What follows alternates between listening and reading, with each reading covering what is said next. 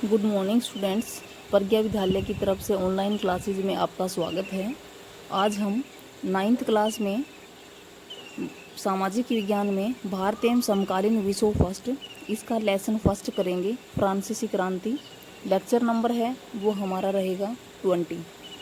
पिछले लेक्चर में हमने क्या किया था, फ्रांस में राजतंत्र का अंत और गणतंत्र की स्थापना कि लुई 16वें को फांसी दी गई थी और इसी के साथ फ्रांस में राजतंत्र की समाप्ति हो गई थी और गणतंत्र की स्थापना हुई थी।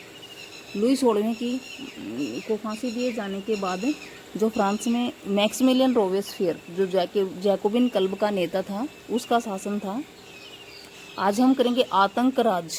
जो मैक्सिमिलियन रोबेस्पियर है उसके शासनकाल को आतंक राज के नाम से जाना गया। देखिए, सन 1793 से 1794 के काल को आतंक युग कहा जाता था। अगर हम यहाँ पे कहें आतंक युग किसको कहा जाता था 1793 से 1794 के काल को।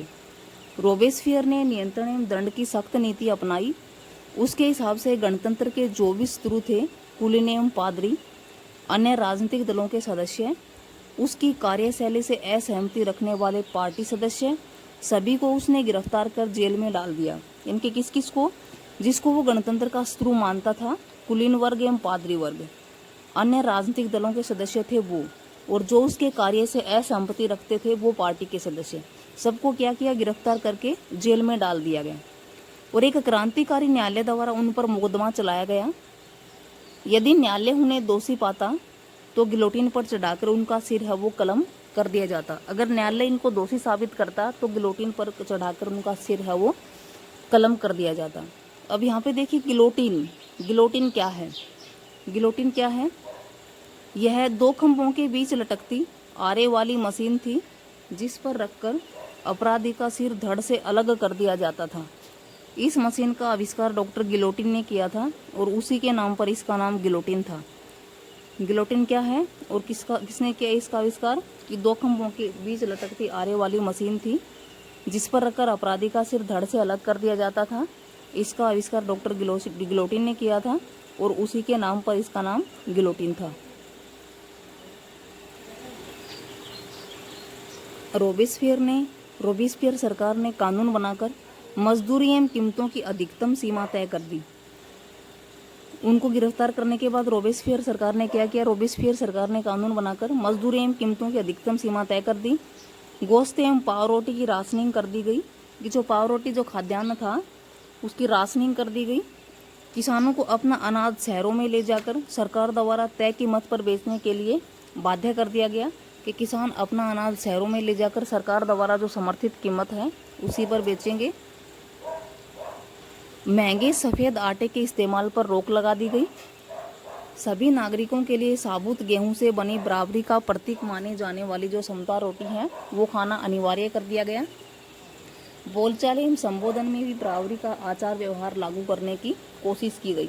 इनकी बोलचाल के व्यवहार को भी बदल दिया गया। इसमें क्या किया कि परंपरागत महाशय एवं महोदया के स्थान पर कि पहले पुरुषों के लिए महाशय एवं महिलाओं के लिए महोदया का प्रयोग किया जाता था, अब उसकी जगह पुरुष एवं महिलाओं को सितोयन एवं सितोइन के नाम से संबोधित किया जाने लगा।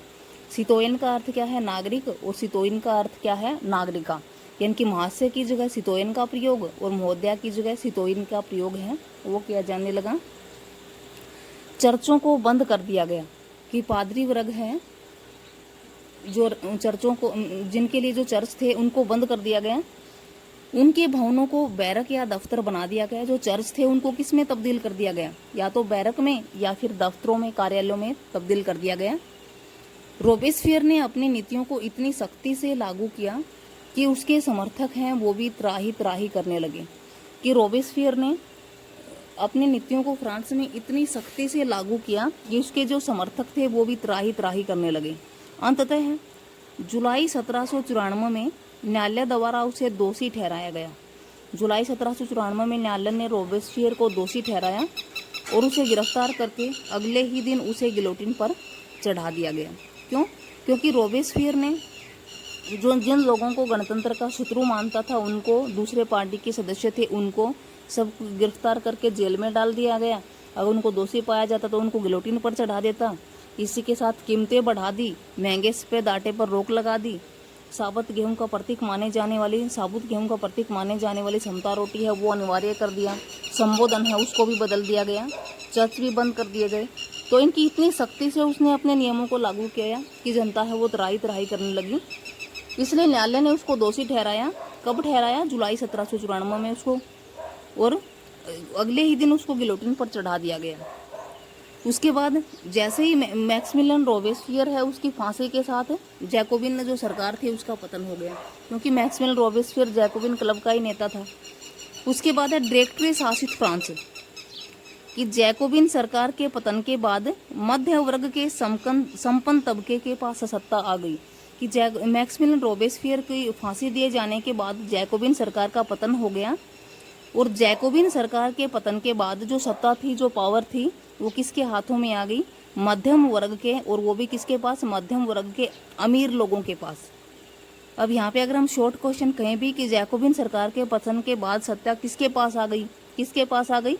मध्यम वर्ग के संपन्न लोगों के पास। संपन्न लोग कौन से होते हैं? अमीर लोग।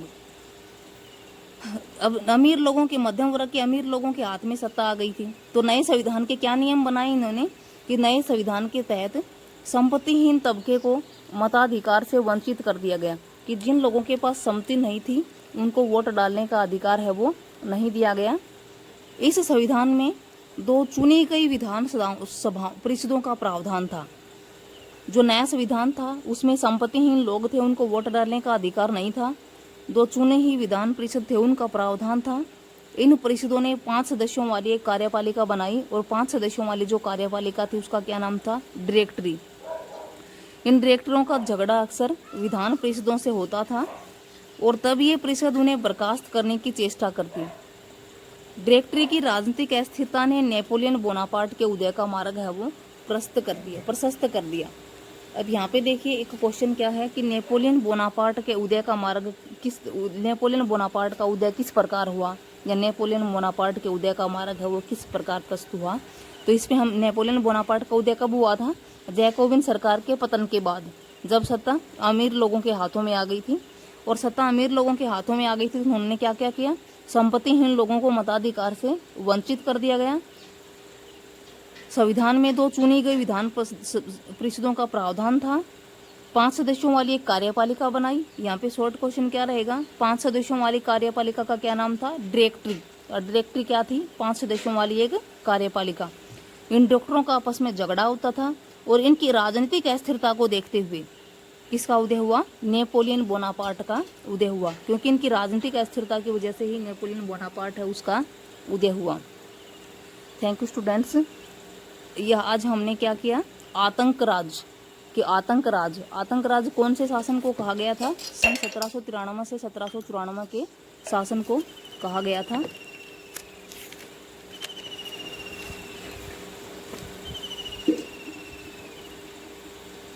इसी के साथ ही जो हमारा होमवर्क है वो क्या रहेगा, जो आपको फेयर नोटबुक में राइट एंड लर्न करना है।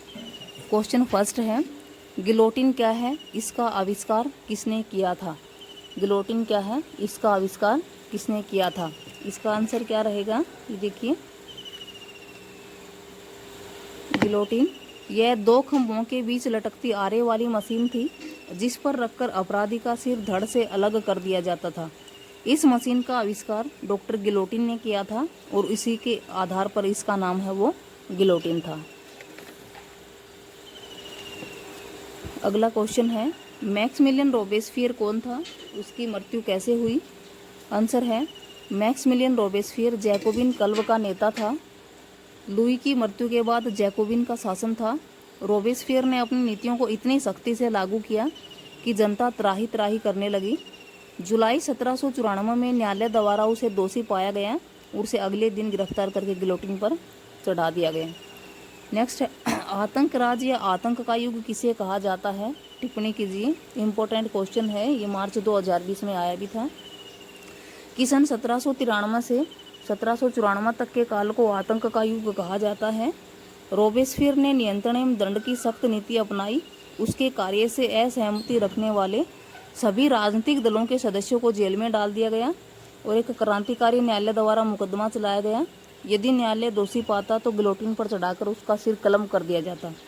उसी के साथ उसने क्या किया रोबेस्पियर ने कि मजदूरी एवं कीमतों की सीमा अधिकतम सीमा कर दी, किसानों को अपना अनाज शहरों में ले जाकर बेचने पर मजबूर कर दिया, पाव रोटी की राशनिंग कर दी गई, समता रोटी खाना अनिवार्य कर दिया गया। उसकी इन सख्त नीतियों से उसके जो समर्थक है वो भी त्राही त्राही करने लगे और इस युग को आतंक राज के नाम से जाना गया। जो अगला क्वेश्चन है वो क्या रहेगा, नेपोलियन बोनापार्ट का उदय कैसे हुआ। ये एनसीईआरटी का क्वेश्चन है, इसका आंसर है कैसे हुआ नेपोलियन बोनापार्ट का उदय। इसमें हम ये करेंगे कि जैकोबिन सरकार के पतन के बाद सत्ता मध्यम वर्ग के लोगों के पास आ गई थी। संपत्तिहीन तबके को मताधिकार से वंचित कर दिया गया था। 2 चुनी गई विधान परिषदों का प्रावधान था। 5 सदस्यों वाली एक कार्यपालिका डायरेक्टरी को नियुक्त किया गया था।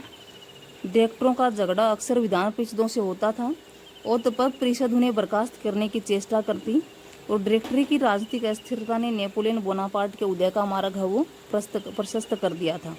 ये जो आंसर है वो आपका नेपोलियन बोनापार्ट का उदय कैसे हुआ था उसके लिए रहेगा।